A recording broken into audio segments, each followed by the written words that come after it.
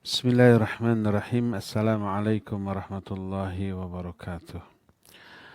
Alhamdulillahilladzi anzala as-sakinata fi qulubil mu'minin liyazdadu imanan ma'a imanihim walillahi junudus samawati wal ard wa kana Allahu aliman hakima wa asyhadu an la ilaha illallah wahdahu la syarika lah إقرارا به وتوحيدا وأشهد أن محمدا عبده ورسوله صلى الله عليه وعلى آله وأصحابه وسلم تسليما مزيدا وبعد. Para jamaah Majelis Taklim Mumtaz Indonesia, para alumni jamaah umroh ataupun haji di bawah pengelolaan travel Nasratul Ummah, kalau sekarang, kalau dulu Mumtaz Indonesia, di mana saja Anda berada, angkatan manapun, baik di bawah bimbingan saya ataupun pembimbing ustadz lain. Alhamdulillah kembali kita berjumpa ya. Demikian juga para pendengar radio Tarbiyah Sunnah Bandung dan beberapa radio lain di kota lain, juga para pemirsa beberapa TV yang ikut gabung dalam kajian kita sekarang ini. Alhamdulillah, kangen kepada para jamaah yang ketika umroh, ketika haji seperti keluarga sendiri ya. Kita sekarang berjumpa di udara secara online. Semoga suatu saat kita bisa berjumpa secara offline, bermuajahah, bertatap muka secara langsung ya. Semoga Allah segera mengangkat pandemi COVID-19 sekarang ini sesegera mungkin dari kehidupan kita ya. Tapi para jamaah sekalian yang Allah muliakan, kita akan bahas sebuah kitab yang sangat bagus. Kitab ini bagus untuk diri saya sendiri dan untuk semuanya. Karena kitab ini berisi tentang bagaimana caranya membersihkan hati, membersihkan jiwa kita dari noda dan dosa, dari syubhat dan syahwat, bagaimana cara memperbaiki kondisi hati yang rusak. Masalah yang berkaitan dengan hati dan jiwa sangat bagus. Judulnya Ad-Da'u wad-Dawa. Ad-Da artinya penyakit, ad-dawa artinya obat. Penyakit dan cara pengobatannya secara syar'i. Siapa penyusunnya? Penyusun kitab ini seorang ulama yang beken, populer, yang terkenal, yang kaceluk kaawun-awun kakoncara kajana pria. Murid dari Syekhul Islam Ibn Taimiyah rahimahullah. Beliau adalah Imam Ibnu Qayyim Al-Jauziyah. Sebelum kita membahas isi kitab yang luar biasa bagusnya ini, kita akan berkenalan terlebih dahulu dengan pengarangnya ya. Tak kenal maka tak sayang. Tak kenal maka tidak bisa membayangkan, mengetahui tingginya kedudukan beliau di mata para ulama melalui kitab karya-karya tulisnya. Beliau ini memiliki gelar yang banyak. Beliau muhaqqiq, al-hafidh, al-usuli, al-faqih, an-nahwi, dan seterusnya. Ya. Ahli hadis bergelar al-hafidh, ahli usul, ahli fiqih, ahli nahu, dan banyak lagi. Melihat dari karya-karyanya di berbagai macam bidang. Siapa namanya? Namanya Muhammad bin Abu Bakar. Abu Bakar ini ayahnya. Bin Ayub, kakeknya, kakek Ibnu Qayyim ini namanya Ayub bin Sa'ad. Nah, buyutnya Sa'ad dan seterusnya. Nah, namanya Muhammad, kunyahnya Abu Abdillah.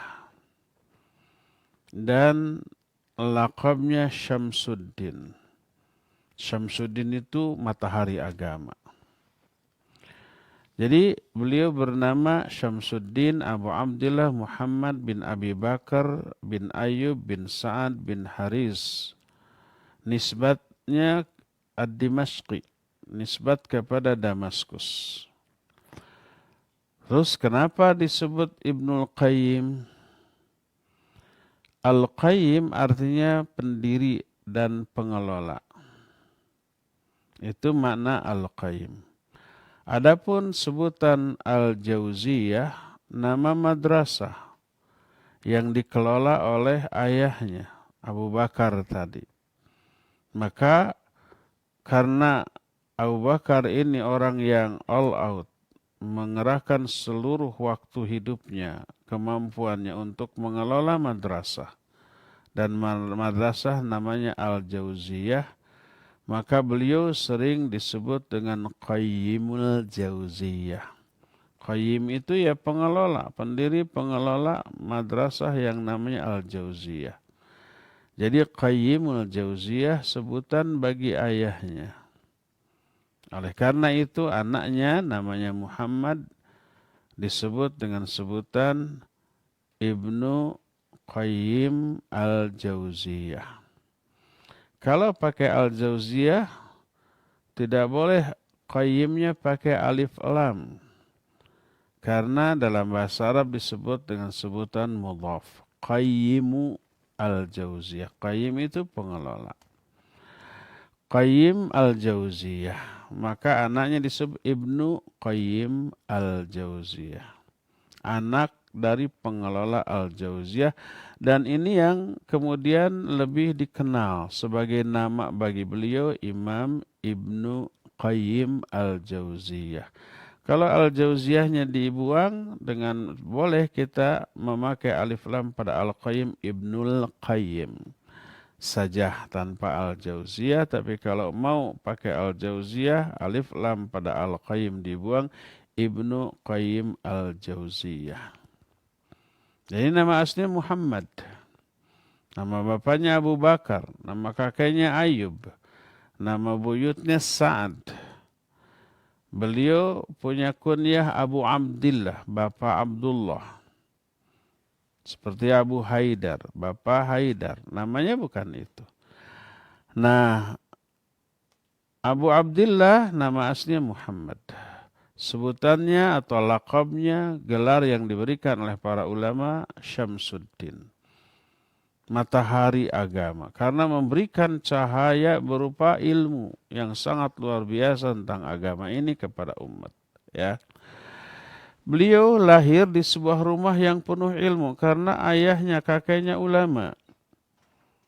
Lahir di sebuah rumah penuh ilmu, penuh keutamaan pada tanggal 7 bulan Safar tahun 691 Hijriyah. 691 Hijriah. Di sebuah desa ya yang namanya Huron. Kira-kira 55 mil dari Damaskus ke arah ke arah Tenggara. Kemudian beliau berangkat ke Damaskus untuk belajar kepada para ulama. Sebelumnya beliau belajar dulu kepada ayahnya. Ayahnya dikenal dengan keahliannya di bidang ilmu faraid. Oleh karena itulah maka pertama kali beliau belajar kepada ayahnya. Kemudian beliau belajar hadis dari beberapa guru, di antara Asy-Syihab An-Nablisi. Juga belajar hadis kepada Al-Qadhi Taqiyuddin bin Sulaiman. Belajar hadis juga ke ahli hadis Abu Bakar bin Abdid Daim. Belajar juga kepada Isa Al-Mut'im. Belajar juga kepada Syekh Ismail bin Maktum. Bahkan ada juga salah satu gurunya adalah wanita, ahli hadis yang mengajar di balik hijab. Namanya Fatimah binti Jauhar. Dan banyak lagi ulama-ulama ahli hadis yang lainnya. Beliau orang Arab, tapi juga belajar nahwu, bahasa Arab. Di antara guru-guru beliau dalam bidang bahasa Arab adalah Ibnu Abi Fathah, kemudian juga Ibnul Baqa, kemudian juga belajar Alfiyah Ibnu Malik kepada beberapa orang guru ahli Nahu di kota Damaskus tadi. Kemudian beliau juga belajar ilmu usul fiqih dan juga ilmu fiqih kepada beberapa orang. Di antaranya Syekh Sofiyuddin Al-Hindi. Termasuk belajar masalah fiqih dan usul fiqih kepada Syekhul Islam Ibn Taimiyah. Juga Syekh Ismail Muhammad Al-Harrani dan banyak lagi.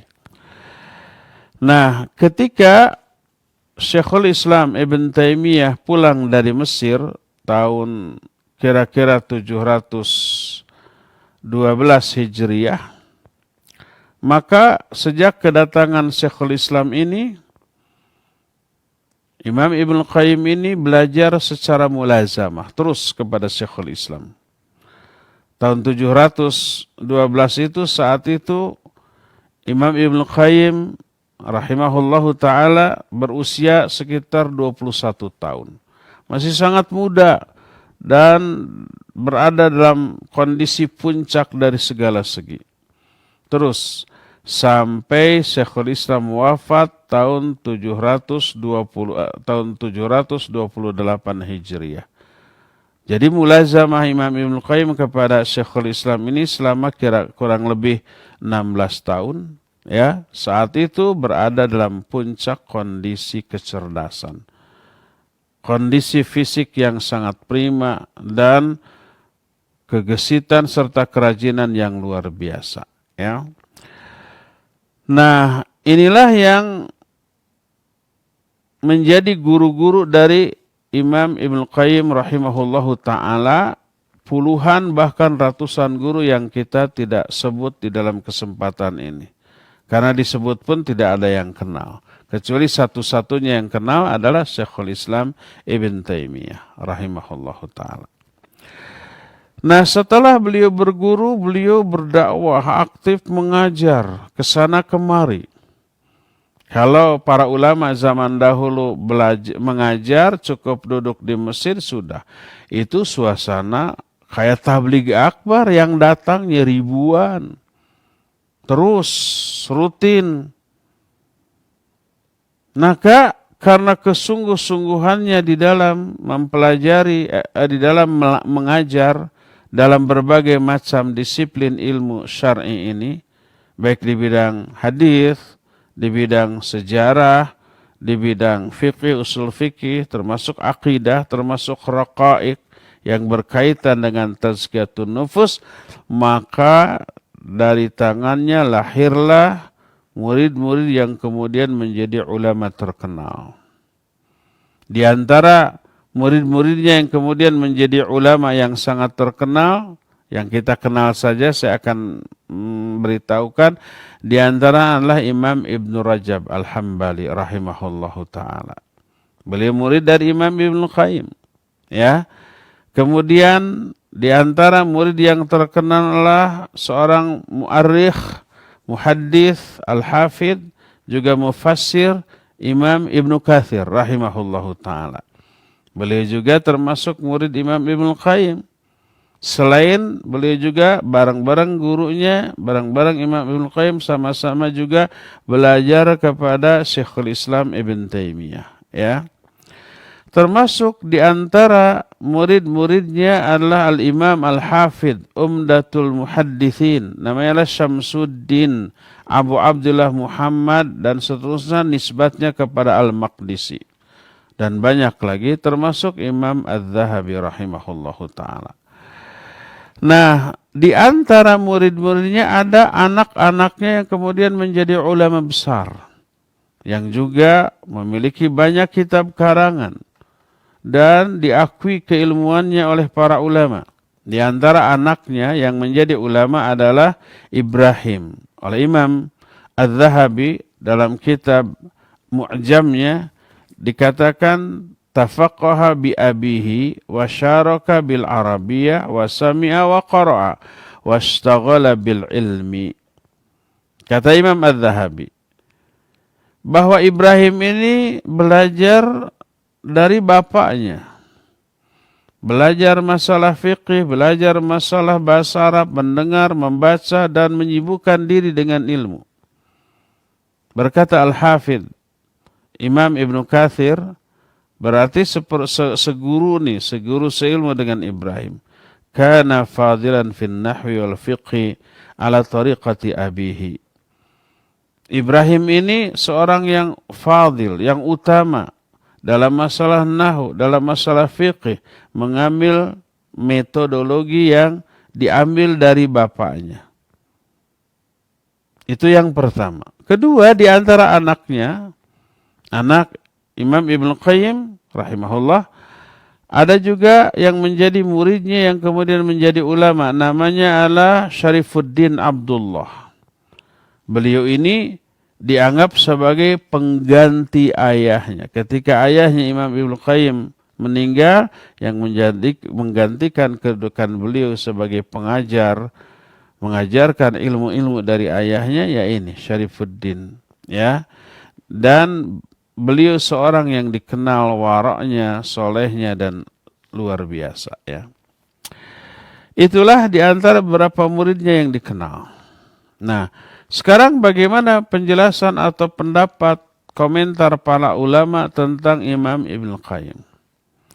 Seluruh komentar para ulama yang mengenalnya, baik gurunya, muridnya, teman sejawatnya, seluruhnya hanya melontarkan pujian-pujian yang luar biasa. Berkata Imam Al-Hafidh Ibnu Rajab Al-Hambali rahimahullah, kana arifan bitafsir, la yujari fihi, wa bi usul din, wa ilaihi fihimal muntaha, wa bil hadith wa ma'anihi wa fiqhihi, wa daqa'iqil istinbat minhu, la yulhaqu fi dhalik, wa bil fiqhi wa usulihi wa bil arabiyah, wa lahu fiha al yadut tula, wa bi ilmil kalam, wa bi kalami tasawuf wa isyaratihim wa daqa'iqihim. Kata Imam Al-Hafidh Ibnu Rajab, Imam Ibnu Qayyim seorang yang sangat faham tentang tafsir, tak ada bandingannya dalam masalah itu. Sangat mendalami ilmu usuluddin, dan beliau puncaknya dalam masalah itu. Sangat mendalami masalah hadis, makna-maknanya dan fiqihnya, serta rincian cara beristimbat. Maka tak ada orang yang bisa menyamainya. Dan dalam masalah fikih dan usul fikih serta bahasa Arab, beliau berada pada posisi puncak. Tentang ilmu kalam, tentang ucapan para ahli tasawuf serta isyarat dan rinciannya, beliau orang yang tidak hanya mendalami tetapi juga sudah menjiwai. Itu dari aspek ilmu, dipuji. Wa kana rahimahullah dha ibadatin wa tahajjudin wa tulis shalah ilal ghayatil quswa. Adapun dari aspek ibadah, beliau adalah ahli ibadah, ahli tahajud. Salatnya itu amat sangat lama. Semua orang mengetahui kelamaannya, ya. Sangat kuat dalam hal berzikir, penuh dengan rasa cinta yang sangat besar kepada Allah, ahli taubat, dan sangat mudah tersentuh oleh lantunan ayat atau pedaran hadis. Sampai kata Imam Ibnu Rajab, lam usyahid mislahu fi dzalik. Aku tidak pernah menyaksikan ada orang lain yang seperti beliau dalam hal ibadah. Wala ra'aitu awsa minhu ilman. Aku tidak pernah melihat ada orang yang lebih luas ilmunya daripada beliau. Wala arifu bima'anil Qur'an was sunnah wa haqa'iqil iman. Dan aku tidak pernah mengenal ada orang yang lebih mengenal makna-makna Al-Quran dan As-Sunnah dan hakikat keimanan. Walaysa huwa bil ma'sum. Beliau orang yang bukan maksum, walakin lam arafi maknahu mislahu. Tapi aku tidak pernah melihat ada orang yang seperti beliau. Nyaris tidak pernah aku melihat beliau berbuat salah ataupun berdosa. Diyakini tidak maksum, tak ada orang yang maksum. Ya, itu kata Imam Ibn Rajab. Berkata Imam Az-Zahabi rahimahullah, ketika menerangkan, Imam Az-Zahabi termasuk salah satu muridnya. Uniya bil hadith wa mutunihi wa ba'di rijalih. Wa kana yashtaghilu fil fiqh. Wa yujidu taqrirahu wa bin nahwi wa yadrihi wa fil usuliyin wa tasudul istighal wa nashril ilm. Beliau sangat memahami hadis dan matannya serta sebagian rijal atau para perawi hadis. Beliau sangat sibuk dalam masalah fikih yang sangat bagus ketika menelaah masalah fikih dan merangkannya. Beliau orang yang ahli di bidang nahu dan usul fikih, dan beliau orang yang sangat rajin di dalam menyebarkan ilmunya. Berkata Imam Ibn Katsir rahimahullahu ta'ala, kata beliau, bara'a fil ulum muta'addidah, la siyama ilmu tafsir wal hadith wal usuliyin. Kata Imam Ibn Katsir, beliau sangat memahami berbagai macam disiplin ilmu, terutama dalam masalah tafsir, hadis, dan usul. Usul itu artinya usul fiqh. Dan ketika Syekhul Islam Ibn Taimiyah pulang dari Mesir tahun 712, Imam Ibn Qayyim bermulazamah kepada Syekhul Islam sampai beliau meninggal. Ya, beliau mengambil banyak sekali ilmu dan pengaruh dari Syekhul Islam dari segala segi. Tidak hanya dari segi ilmu, juga kecerdasan, cara berpikir, juga dalam masalah ibadah dan akhlak yang sangat luar biasa. Disebutkan beliau itu belajar dari Syekhul Islam Ibn Taimiyah rahimahullah sampai beliau itu siang serta malam waktunya dipakai untuk menelaah ilmu. Wa kana husnul qiraah wal khuluq. Beliau sangat bagus dalam aspek akhlak dan juga bacaan Al-Quran. Kathirat tawaddud. Beliau amat sangat penyayang kepada sama makhluk. La yahsudu ahadan wa la yu'dhih. Beliau tidak pernah hasad kepada seorang pun dan tidak pernah menyakiti siapapun. Wala yahdiqu ala ahidin. Tidak pernah dengki kepada siapapun. Wala a'rifu fi hadzal alam fi zamanin aktsar ibadatin minhu. Aku tidak pernah mengetahui di alam ini, di zaman kita ini, orang yang lebih rajin ibadahnya daripada beliau. Itu adalah komentar murid-murid sekaligus para ulama yang mengetahui dan melihat kehidupan keseharian dari Syekhul Islam Ibn Qayyim rahimahullahu ta'ala ini. Ya. Dan banyak lagi komentar-komentar yang luar biasa dari para ulama yang lain. Sekarang apa saja kitab-kitab karangannya, karena beliau seorang ulama yang memahami, mendalami banyak disiplin ilmu syar'i, maka dari sana lahir kitab karangan yang banyak di berbagai macam bidang. Seperti dalam bidang fikih dan usul fikih, ada I'lamul Muwaqqi'in an Rabbil Alamin, ada Turuqul Hakimah fi Siyasati Syar'iyyah, ada Ighathatul Lahafan fi Makadi Syaitan, dan banyak lagi ya dalam masalah fikih dan usul fikih. Dalam masalah hadis dan juga sirah itu sejarah. Ada kitab Tahdzib Sunan Abi Daud wa Idahi Ilalihi wa Mushkilatihi. Ada kitab Zadul Ma'ad fi Hadi Khairil Ibad. Dalam masalah akidah ada Ijtima'ul Juyus al-Islamiyah ala Ghazwil Mu'attilah wal Jahmiyah. Ada Sawa'iqul Mursalah ala Jahmiyah wal Mu'attilah. Ada Syifa'ul Alil dan banyak lagi yang lain-lainnya. Dalam masalah raqaiq itu hal yang berkaitan dengan hati. Masalah tazkiyatun nufus. Ada kitab yang berjudul Hadil Arwah ila Biladil Afrah. Ada juga kitab Ar-Ruh, ini sudah diterjemahkan. Ya. Ada kitab Madarijus Salikin. Ada kitab uddatus sabirin wa dakhiratus syakirin. Nah, salah satu di antara kitab Raqaiq dan Akhlak ini adalah ad-da'u wad-dawa yang kita akan bahas ini, ya. Ada lagi Badaidul Fawaid dan juga ada Fawaid, ada juga Al-Wabilus Sayyib minal Kalamit Thayyib dan banyak lagi kitab-kitab yang lainnya.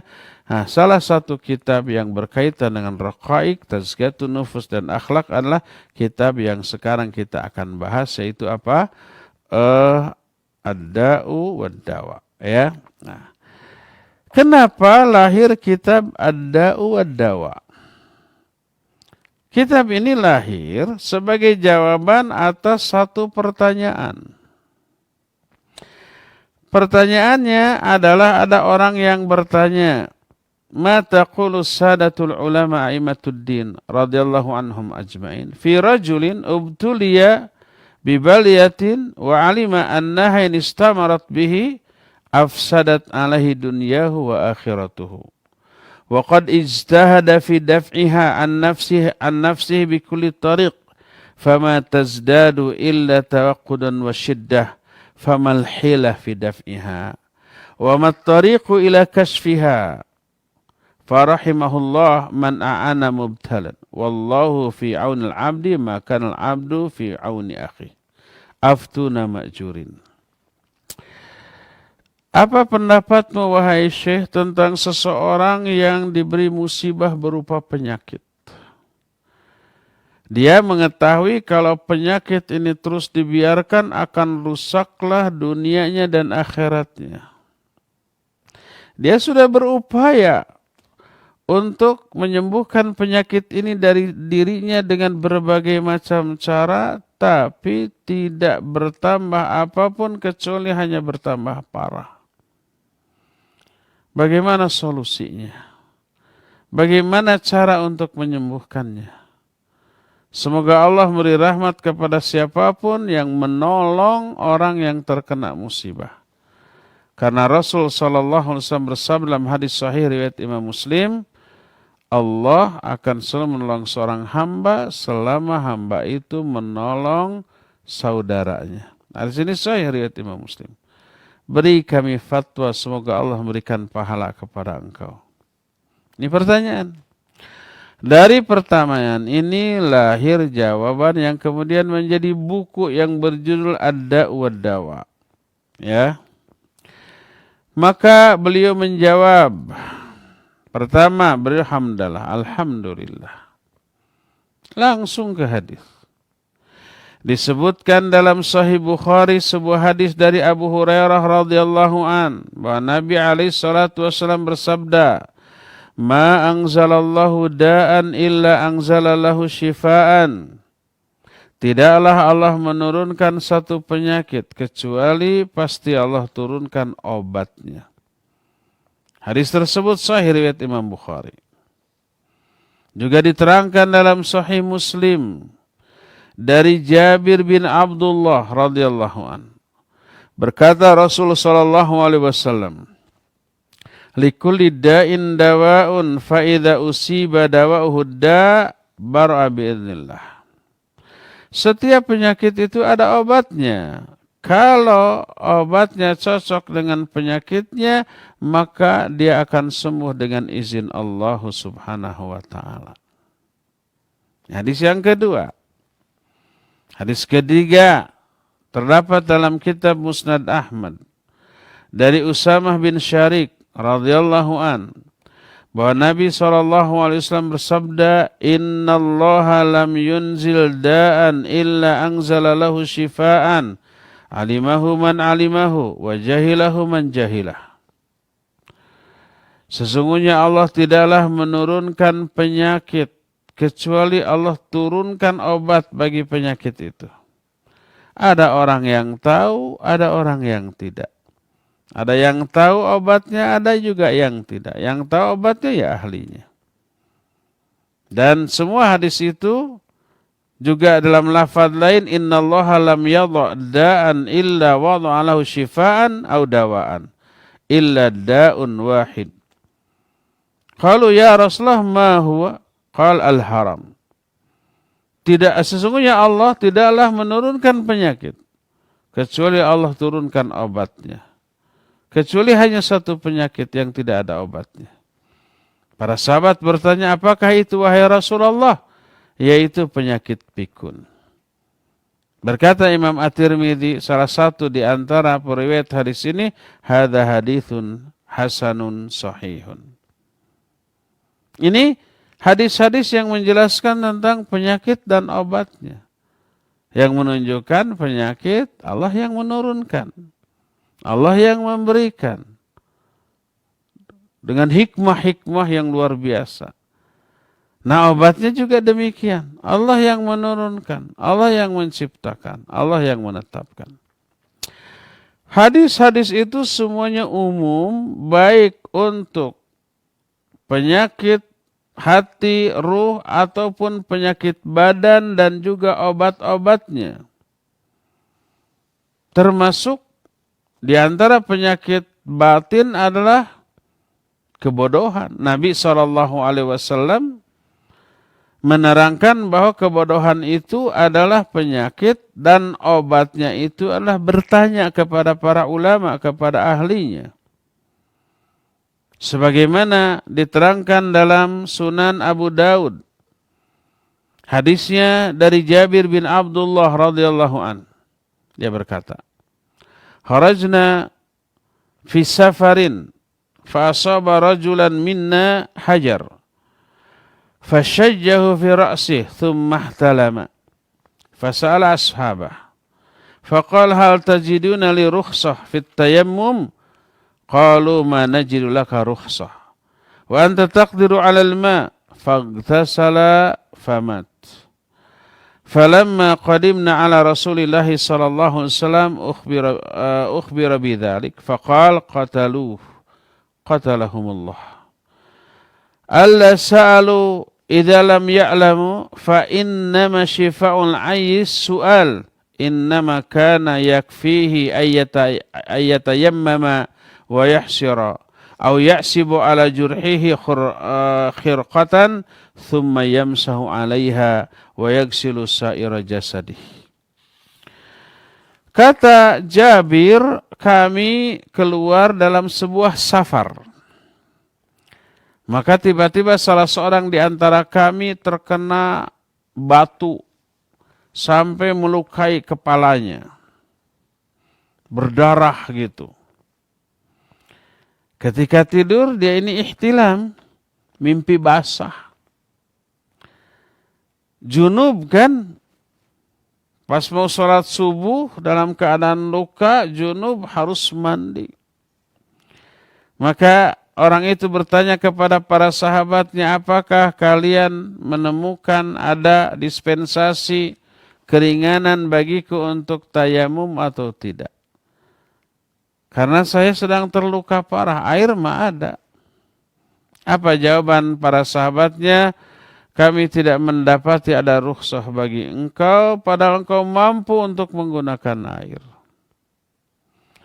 Akhirnya walaupun sakit dan berisiko, lukanya kalau terkena air, orang itu mandi dan tambah parah sampai mati. Ketika kami pulang kembali ke Madinah menemui Rasul sallallahu alaihi wasallam, ada yang menceritakan hal ini kepada Nabi alaihi salatu wasallam. Lalu beliau berkata, qatalu, mereka sudah membunuhnya. Kenapa mereka tidak bertanya apabila mereka tidak mengetahui? Fa innama syifa'ul 'ayyi as-su'al. Karena sesungguhnya obat bagi kebodohan itu adalah bertanya. Cukuplah bagi orang itu tayamum, kemudian membungkus lukanya dengan kain, kemudian dia cukup mengusap bagian atas dari kainnya. Kemudian boleh kalau mau dia mandi, membasuh bagian tubuh lainnya yang tidak terkena dengan luka tadi. Ya. Hadis ini menunjukkan bahwa kebodohan adalah penyakit dan obatnya adalah bertanya. Allah Azza wa Jalla telah mengabarkan bahwa Quran ini adalah obat dalam banyak ayat. Di antaranya surah Fussilat 44. Allah berfirman, "Walau ja'alnahu Qur'anan a'jamiyan laqalu laula fussilat ayatuh. A'jamiyun wa arabiyyun. Qul huwa lilladzina amanu hudaw wa shifa." Seandainya kami menjadikan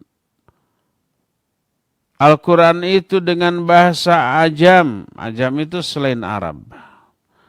Pasti mereka itu akan bertanya, kenapa tidak dirinci ayat-ayatnya? Apakah bahasa ajam atau bahasa Arab? Jadi selalu mengkritik, menyalahkan sesuatu yang sebenarnya tidak salah dan tidak layak dikritik. Katakan oleh Muhammad, Quran itu adalah petunjuk bagi orang-orang beriman, wasyifa dan juga obat. Juga dalam surah Al-Isra ayat 82 Allah berfirman, "Wa nunazzilu minal Qur'ani ma huwa syifaa'u wa rahmatul lil mu'minin."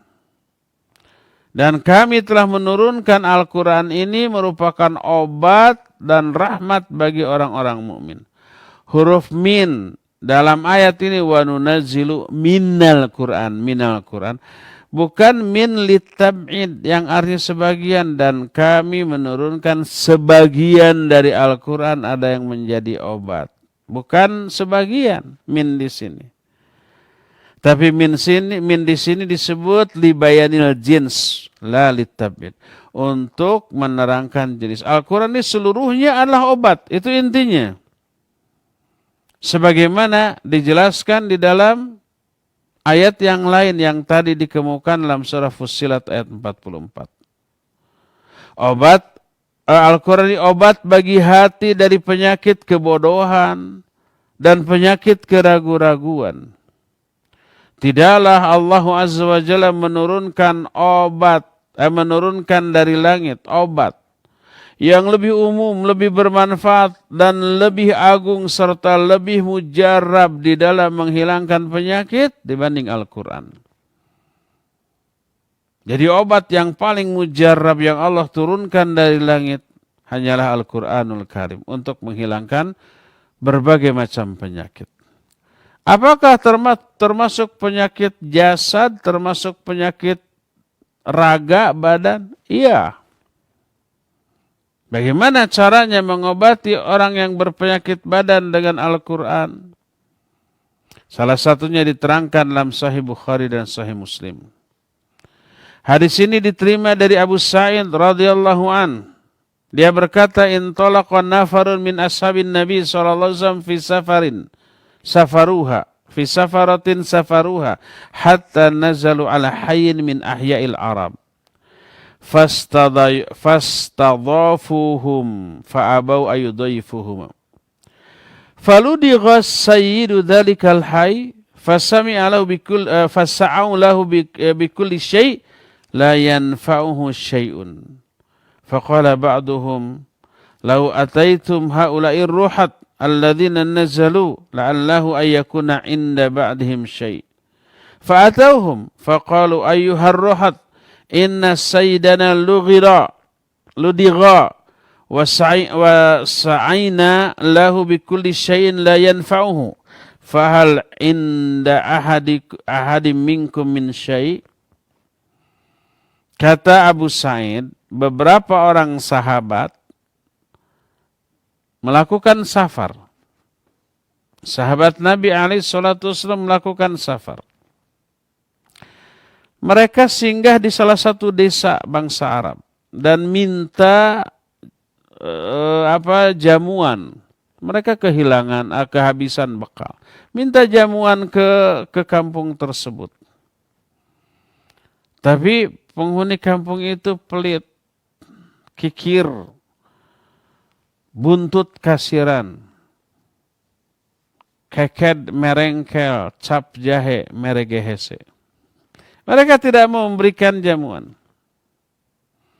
Akhirnya para sahabat itu ngumpul dalam keadaan lapar dan haus. Tiba-tiba salah satu penghulu atau pemimpin kaum tersebut disengat oleh binatang berbisa. Ular gitu.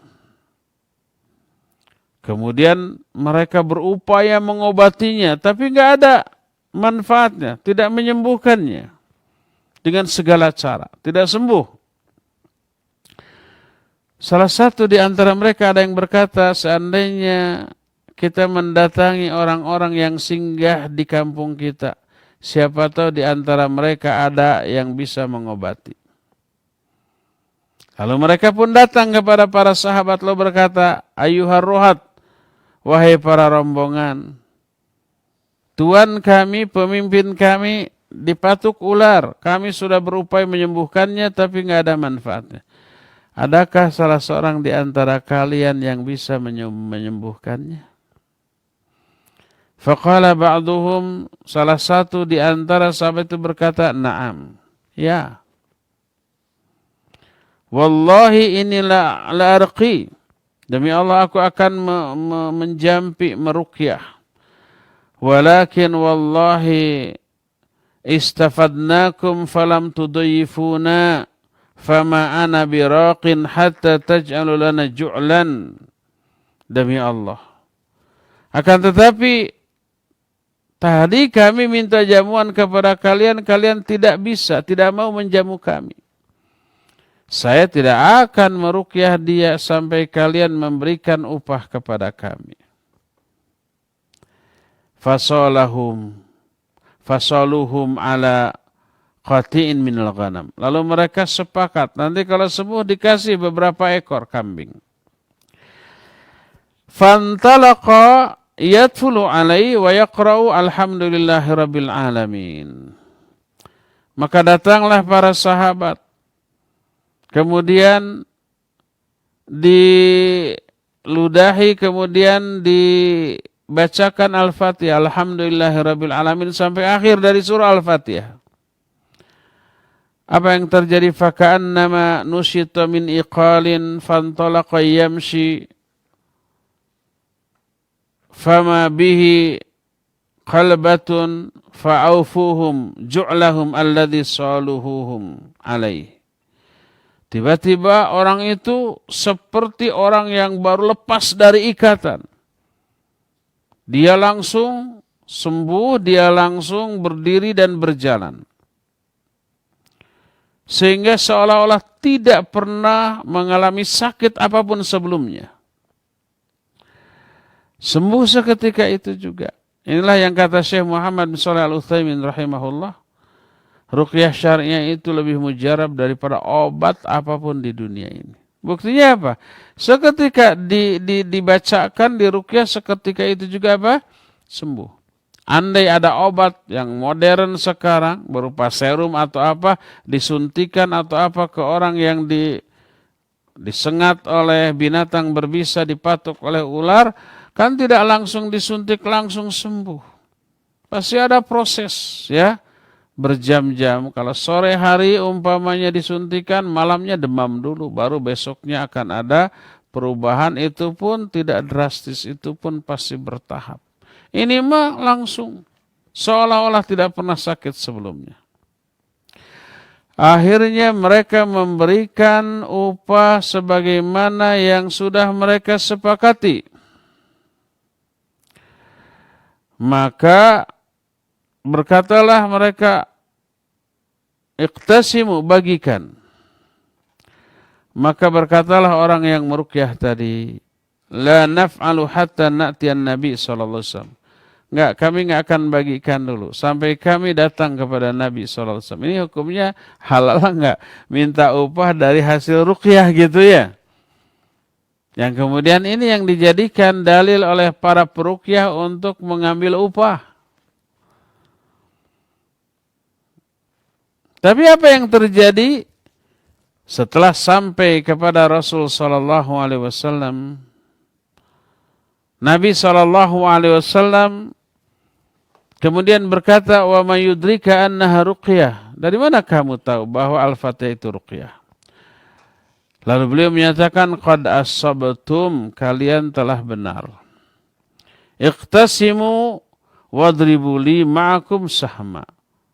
Sini, bagikan dan berikan, maka aku pun ingin bersama-sama kalian menyantap daging ini. Jadi oleh Nabi SAW suruh dibagi-bagi kepada para sahabat yang ada.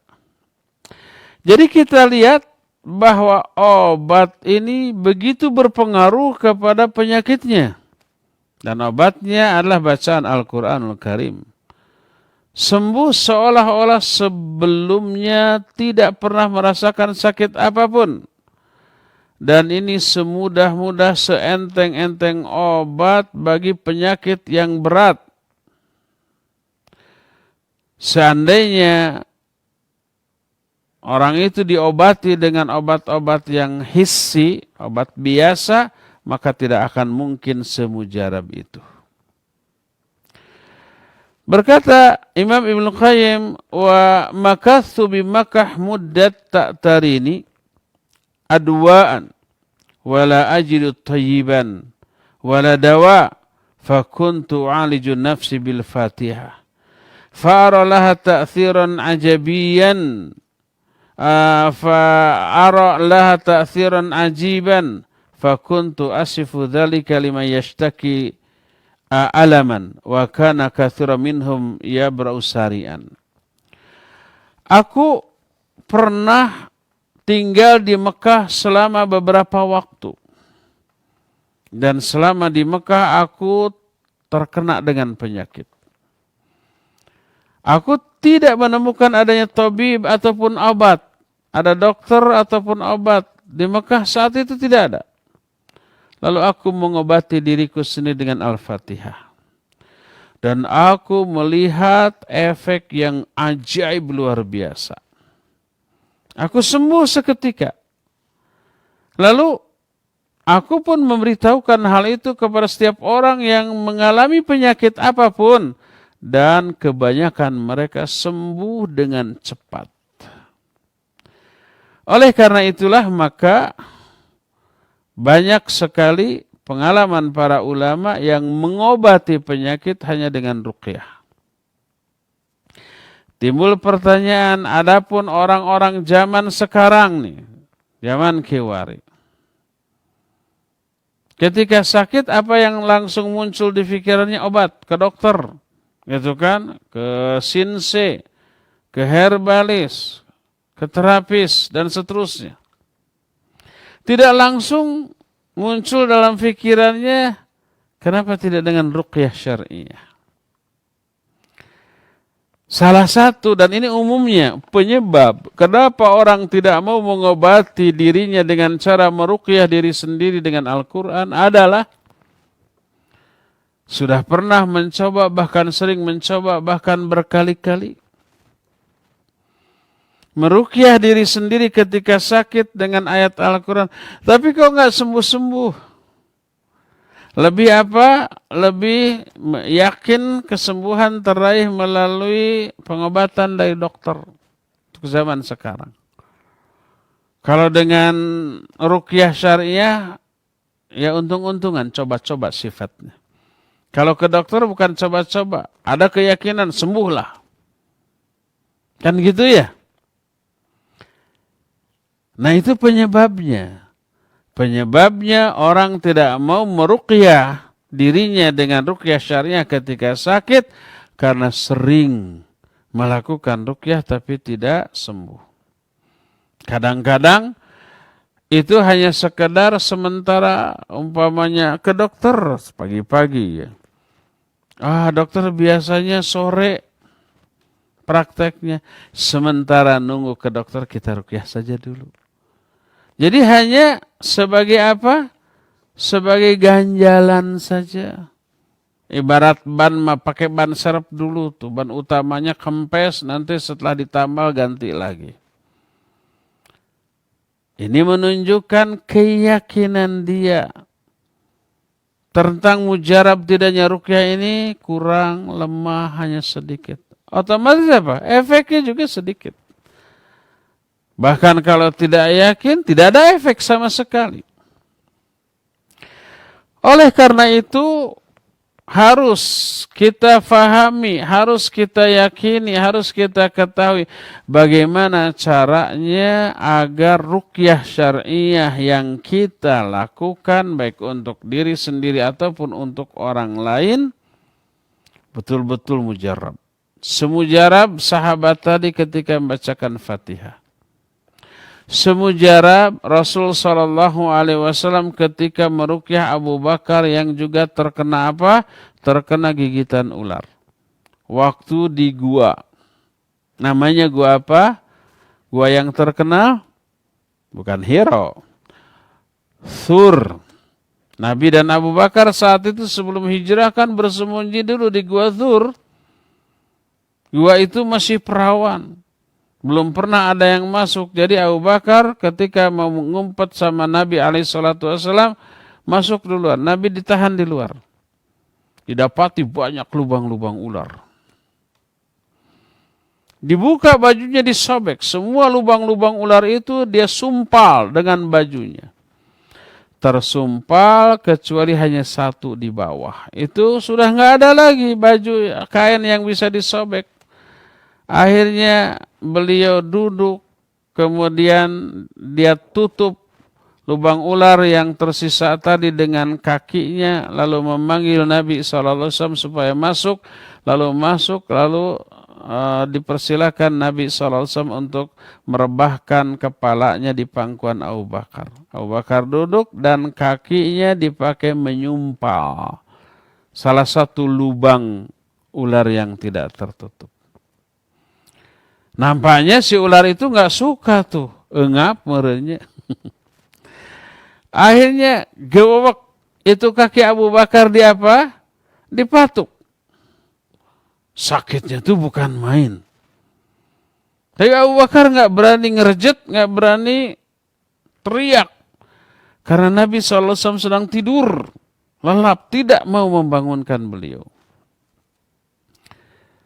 Maka sakit yang tak terkira ditahan dengan semaksimal yang dia bisa sampai air matanya terurai kemudian mengalir dan menetes ke wajah Nabi SAW.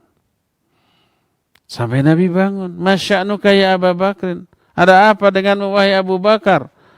Dijawab, ini ludigtu. Aku disengat.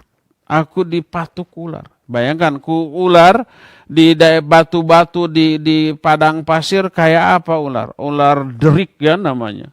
Berbisa, bingit situ berbisa. Nyawa ancamannya itu. Dilihat kakinya betul ada luka dan darah yang keluar. Lalu oleh Nabi SAW diludahi dan diruqyah. Kata Abu Bakar As-Siddiq, seketika sakitnya itu hilang tanpa bekas. Bayangkan kalau ular matuk beracun, sekarang si racunnya harus dikenyotnya. Harus dikeluarkan, dikenyot. Yang ngenyotnya juga harus dijamin tidak ada luka di mana? Di mulutnya, di gusinya, di giginya. Tidak barusuh gitu ya. Kalau ada luka ya bisa masuk ke dalam diri dia, mati nanti dia. Ini tidak. Hanya diludahi, dibaca-bacain, sembuh seketika. Ada bekas. Itulah ruqyah syariah yang dilakukan oleh Nabi SAW. Yang juga dilakukan oleh para sahabat yang tadi dijelaskan, diceritakan tentang satu pemimpin desa yang disengat ular, yang dipatuk ular, sembuh. Kita meruqyah kok tidak semujarab itu. Kenapa? Ada beberapa sebab. Setelah mengetahui sebab-sebabnya ini, maka kita mengetahui pantas ruqyah kita ini tidak cespleng, tidak tokcer, tidak mujarab, tidak ampuh. Karena apa? Karena beberapa faktor yang tidak terpenuhi, yang harusnya dipenuhi ketika meruqyah, tapi tidak dipenuhi ketika meruqyah.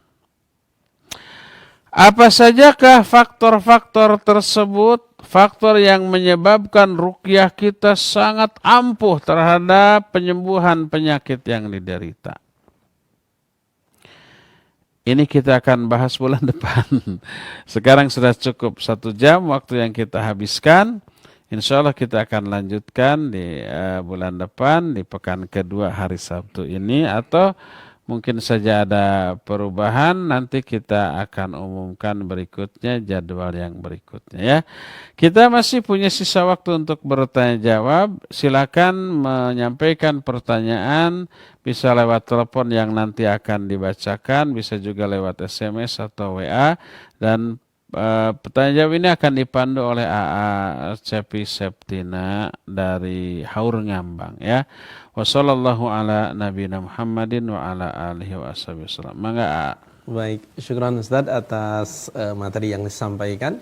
Baik kepada para pendengar dan pemirsa, khususnya para jamaah Majelis Ta'lim Mumtaz Indonesia yang saat ini sedang menyimak acara kajian online bersama Ustadz Abu Haidar As-Sundawi hafizahullahu taala. Silakan antum dapat bertanya langsung melalui line telepon di nomor 022868662637 atau bisa melalui pesan singkat ke nomor 081122711476. Baik, sudah ada penelpon yang masuk. Halo. Assalamualaikum warahmatullahi wabarakatuh. Waalaikumsalam warahmatullahi wabarakatuh. Dari Pak Mulyono ini, Pak. Pak Mulyono, silakan. Ustaz, saya mau tanya. Allah menurunkan penyakit pasti ada obatnya. Iya. Nah, sekarang itu ada penyakit corona. Di salah satu di pemerintahan mengatakan kita sekarang melawan perang dengan corona.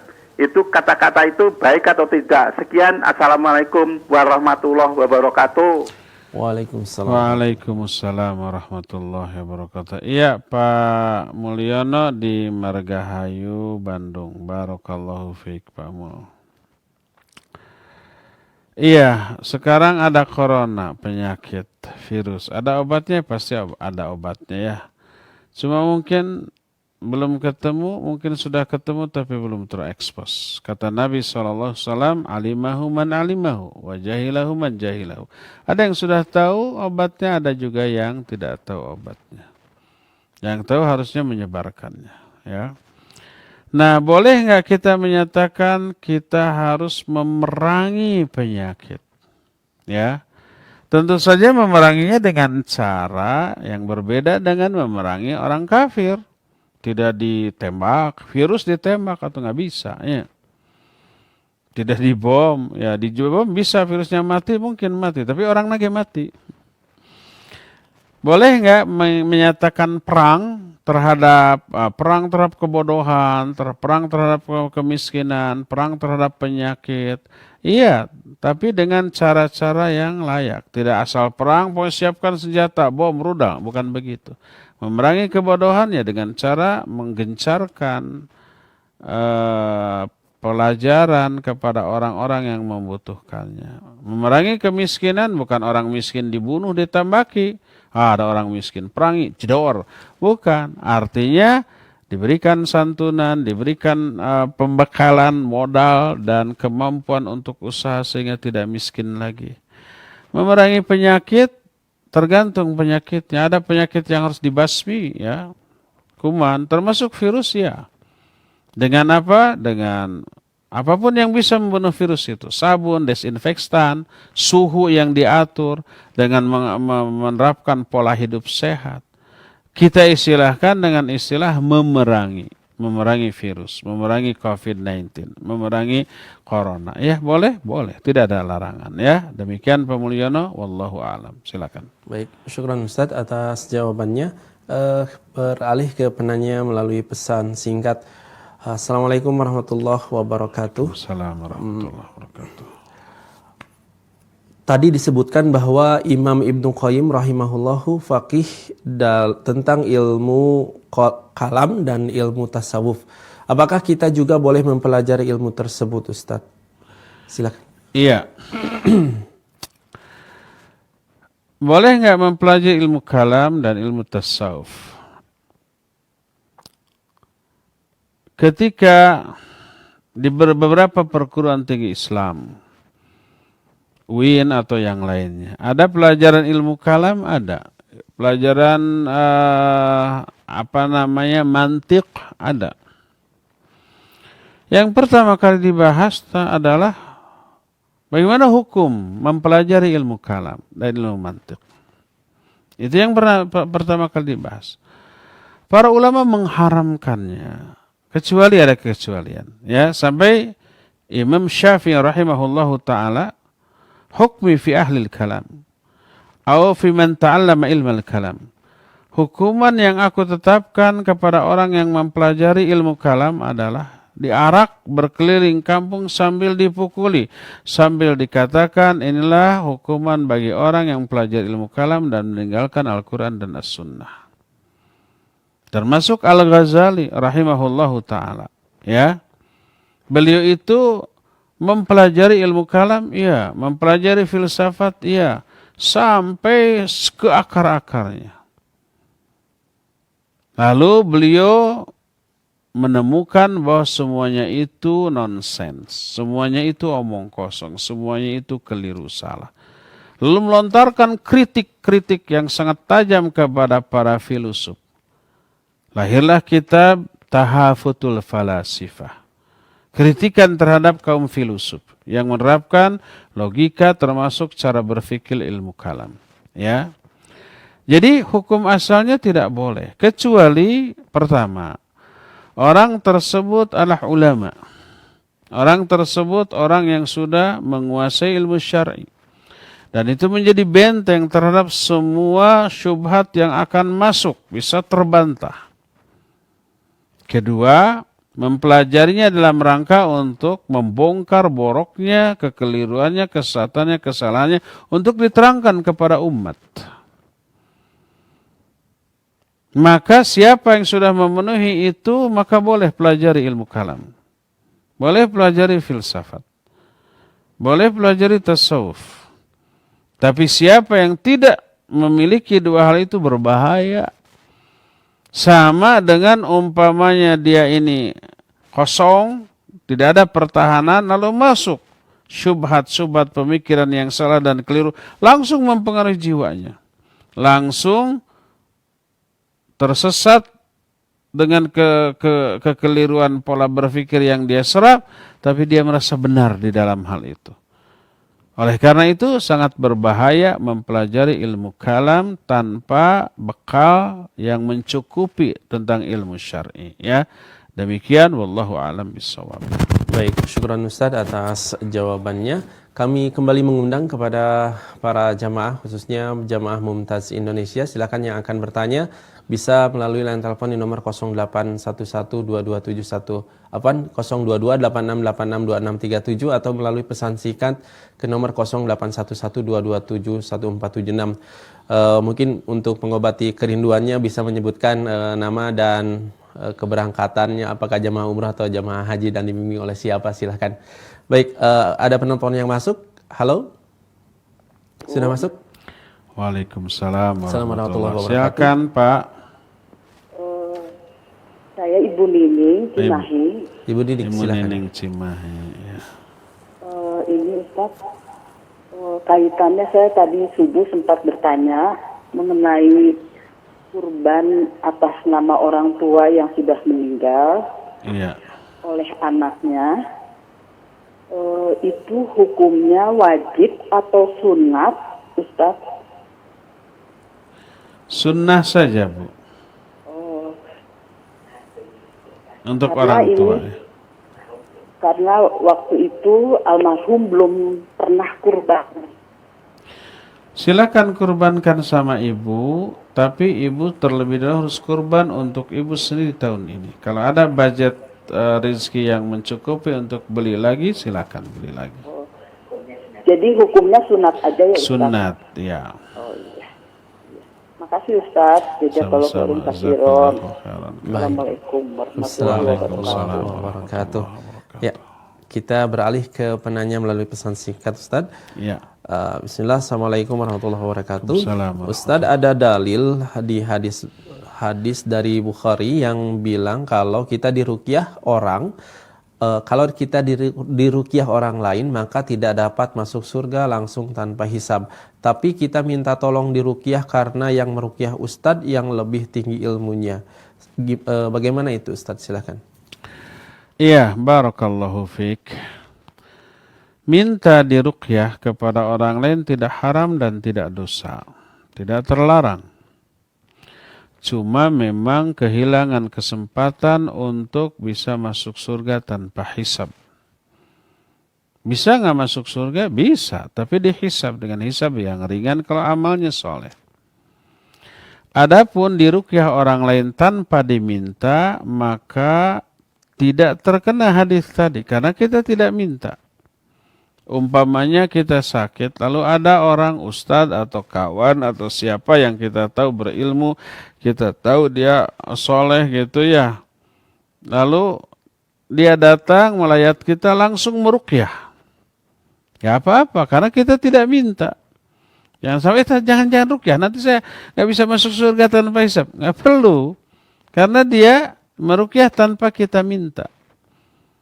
Yang dijelaskan dalam hadis adalah orang yang masuk surga tanpa hisab itu salah satunya orang yang tidak minta diruqyah karena tawakalnya kepada Allah. Tidak minta dan kita tidak minta lalu diruqyah, ya enggak apa-apa.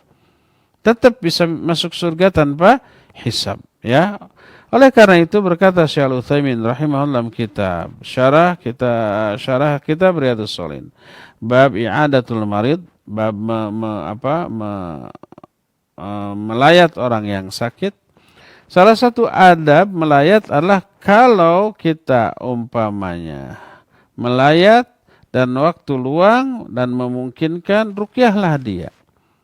Tanpa harus diminta. Mungkin dia ingin diruqyah tapi tidak mau minta. Karena ingin masuk surga tanpa hisab.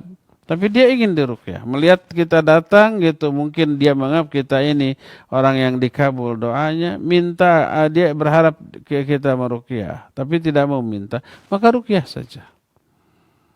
Jadi berbeda antara diruqyah tanpa diminta dengan meminta untuk diruqyah walaupun tidak diruqyah. Umpamanya, tolong ruqyah saya, afwan sekarang saya nggak bisa, sibuk. Diruqyahnya tidak, tapi mintanya sudah. Itu terkena dengan hadis tadi. Ya. Jadi dibolehkan diruqyah tanpa kita minta, ya. Wallahu a'lam bishawab. Silakan. Baik, syukran Ustaz atas jawabannya. Kita kembali ke penanya melalui line telepon. Sudah ada yang masuk kembali. Ya, silakan. Silakan. Silakan yang telepon. Assalamualaikum warahmatullahi wabarakatuh. Waalaikumsalam warahmatullahi wabarakatuh. Dengan Bapak siapa di mana? Barakallahu fikum, Ustaz. Wa fika barakallah. Dengan Agus, Ustaz, dari Bandung. Ya, Pak Agus, silakan. Mau bertanya, Ustaz, kalau misalkan kita, misalkan istri sih ya, ini dia membeli tas dari bahan biawak atau buaya gitu, apakah tidak mengapa itu? Kemudian kalau misalkan anak itu pakai tas yang berwarna yang dari makhluk hidup gitu, bergambar makhluk hidup gitu, seperti hewan gitu, seperti itu, atau yang dari makhluk hidup gitu, misalnya hewan berkarbon, itu apakah tidak mengapa juga atau apa hukumnya gitu, Ustaz? Iya. Saja mungkin. Barakallahu fikum. Wa fika barakallah. Baik. Pak Agus di Bandung. Hukum kulit buaya yang dijadikan pakaian, jaket, tas, sepatu kayak gitu boleh atau tidak? Kalau binatang itu binatang yang haram dimakan, maka tidak boleh. Seperti kulit singa, ya, buaya termasuk yang tidak boleh dimakan. Maka tidak boleh. Adapun kalau kulit tersebutlah kulit binatang yang boleh dimakan dan sudah disamak, cara mensucikannya itu adalah dengan cara disamak. Suci seperti umpamanya kulit sapi, kulit kambing, kulit unta, ya, yang pokoknya dari binatang-binatang yang dagingnya halal untuk dimakan maka dibolehkan. Adapun buaya ya janganlah, ya, ya mahal, ya terlarang secara syar'i, tidak boleh. Itu yang pertama. Kedua, boleh nggak memakai tas atau pakaian atau gordeng yang bergambar makhluk hidup? Tidak boleh. Kecuali kalau dalam realita gambar tersebut tidak akan hidup. Umpamanya gambar orang tapi tidak ada kepalanya. Yang apabila itu ada dalam kehidupan nyata tidak hidup. Berarti itu bukan makhluk hidup. Ya, makhluk mati sebab badan orang tanpa kepala adalah tidak hidup dalam realita. Termasuk juga binatang. Kalau binatang tersebut hanya badannya saja tidak ada kepalanya, maka boleh. Tapi kalau utuh ya atau hanya kepalanya saja maka tidak boleh. Baik itu orang ataupun binatang, baik binatang itu adalah binatang yang real nyata dalam kehidupan ataupun makhluk yang fiktif, tapi kalau ada itu hidup. Banyakan orang yang menggambar makhluk yang fiktif, tidak ada dalam realita, tapi kalau itu ada maka hidup. Seperti gambar alien. Alien kan tidak ada, hanya imajinasi orang saja. Tapi kalau itu utuh ya dan ada dalam realita itu hidup maka tidak boleh. Atau umpamanya gambar kuntilanak. Ada nggak dalam realita? Kan tidak ada. Ada tuh di film-film, film ya. Dalam realita tidak ada. Tapi kalau itu ada hidup maka tidak boleh ya. Jadi baik yang fiktif ataupun yang nyata. Selama baik orang ataupun binatang. Selama itu dalam realita bisa hidup maka berarti terlarang ya. Baik dalam tas ataupun pakaian ataupun gordeng atau yang lain-lainnya. Wallahu a'lam bishawab. Silakan. Syukran Ustaz atas jawabannya. Kembali kami mengundang kepada para penanya melalui line telepon di nomor 02286862637. Ya, silakan sudah ada yang masuk. Halo. Halo. Ya, silakan Pak. Assalamualaikum. Waalaikumsalam warahmatullahi wabarakatuh. Ini Ustaz mau bertanya, Ustaz. Pak Husain. Pak Husain. Iya. Silakan Pak Husain. Ini ya, kalau yang masuk surga tanpa dihisab itu apalagi yang menjadi syaratnya Ustaz? Kemudian kemudian ini sekarang kan pandemi sudah mulai di kota-kota sudah sholat Jumaah udah boleh Ustaz. Nah bagaimana ini kan kalau di kota mah biasanya pakai jaga jarak, tapi di tempat saya ini ada, tapi tidak pakai jaga jarak. Jadi saya kalau mau Jumat, apakah kalau saya Jumat kan takutnya kena corona. Nah kalau tidak, saya takutnya dosa Ustaz. Bagaimana ininya Ustaz, solusinya? Cukup sekian Ustaz. Assalamualaikum warahmatullahi wabarakatuh. Waalaikumsalam warahmatullahi wabarakatuh. Ya Pak Husain, barakallahu fik. Ada dua pertanyaan. Apa saja syarat bisa masuk surga tanpa hisab? Ada 4 Pak. Ya. Pertama, tidak minta diruqyah. Kedua, tidak dikei. Kei itu melakukan metode pengobatan dengan cara ditempelkan besi panas di titik tertentu dalam tubuh. Ya, kei ini hukumnya makruh. Diruqyah boleh, tapi meminta ruqyah mengakibatkan kehilangan kesempatan masuk surga tanpa hisab. Ketiga, tidak tatayur. Tatayur itu meramal. Tidak meramal, tidak diramal. Dan ketiga-tiganya itu merupakan sikap tidak tawakalnya dia kepada Allah SWT. Jadi pertama tidak minta diruqyah, kedua tidak dikei, ketiga tidak tatayur atau tidak meramal, tidak diramal, dan keempat tawakal hanya kepada Allah Subhanahu wa taala. Itu 4 syarat agar bisa masuk surga tanpa hisab. Kedua, bagaimana Jumatan di musim pandemi COVID-19 sekarang ini? Ya sama dengan hukum sholat Jumat, sholat fardu yang 5 waktu.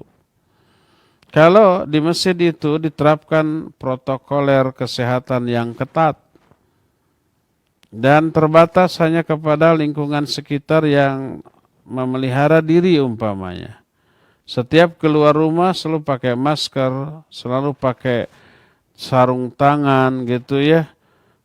dan menghindari kerumunan, tidak pakai angkot tapi pakai motor sendiri atau mobil sendiri. Jadi tidak kontak dengan orang. Kalau di pasar atau di mall atau di supermarket dia jaga jarak. Selalu pakai hand sanitizer. Pulang dari pergi ke rumah langsung dicuci semuanya, ya. Diganti dengan yang baru. Nah, pas orang-orang seperti itu yang disiplin ke masjid. Di masjid ada protokoler kesehatan yang ketat. Dicek suhu. Kalau di atas 37,5 umpah dilarang. Kalau panas dilarang. Pulang. Terus pintu dibuka. Tidak ditutup. Kalau ditutup kan berarti handle pintu, daun pintunya disentuh orang. Nanti ada kontak. Maka ini dibuka, ya. Disiapkan hand sanitizer. Wajib pakai masker. Bawa sejadah sendiri-sendiri. Kemudian jaga jarak ketika sholat di dalam masjid. Dan hanya sholat fardu. Tidak dianjurkan sholat sunnah di masjid. Sesebentar mungkin. Sholat sunnah di rumah. Wudu di rumah. Ya, tidak di masjid. Nah, kemudian tidak bersalaman. Tidak ada kontak fisik.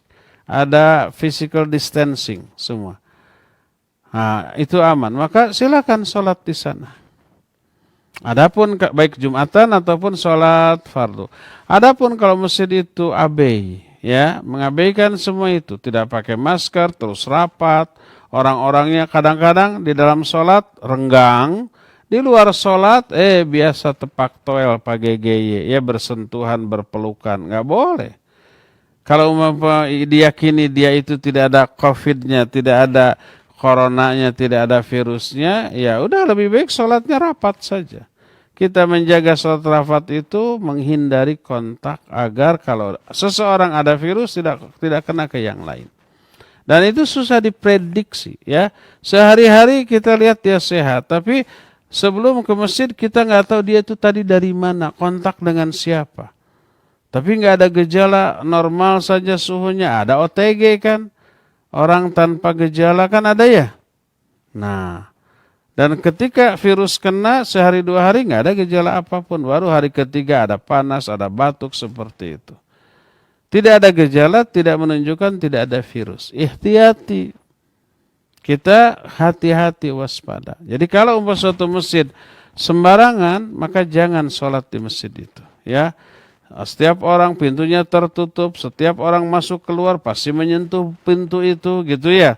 Tidak ada hand sanitizer, tidak ada pengecekan suhu, gitu ya. Tidak ada jarak rapat. Kalau ada satu yang kena, semuanya bisa kena itu.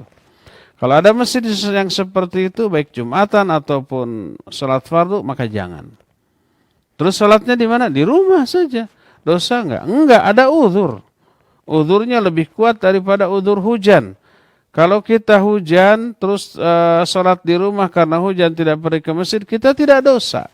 Karena Nabi SAW membolehkan sholat di rumah ketika hujan.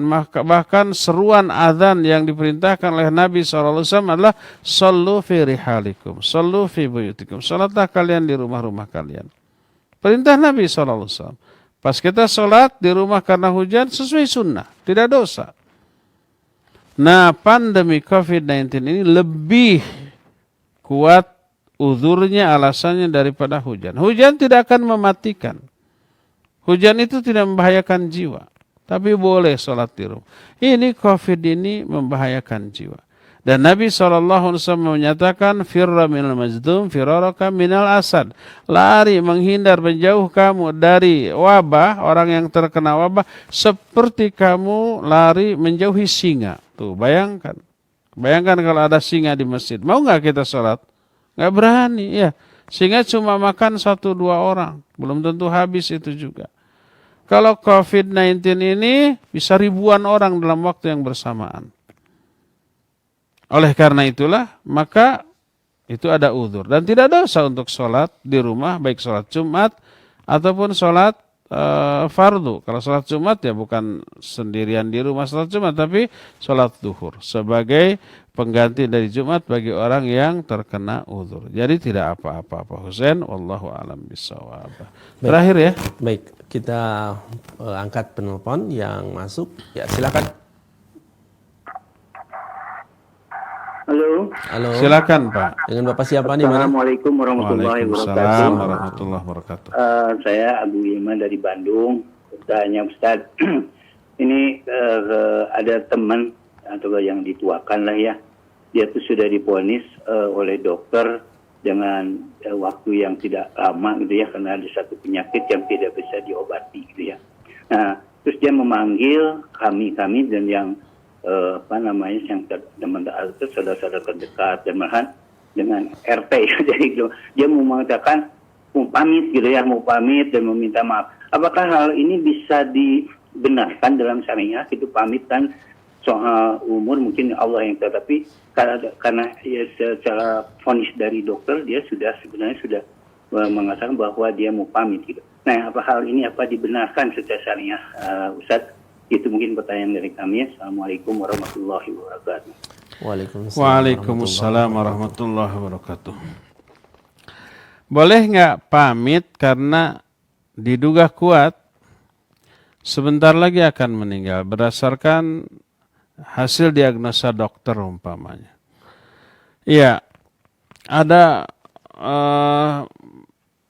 adanya kemungkinan besar akan mati bagi seseorang, kemudian berwasiat, memanggil orang minta maaf dan berwasiat, ya diperintahkan oleh Al-Quran.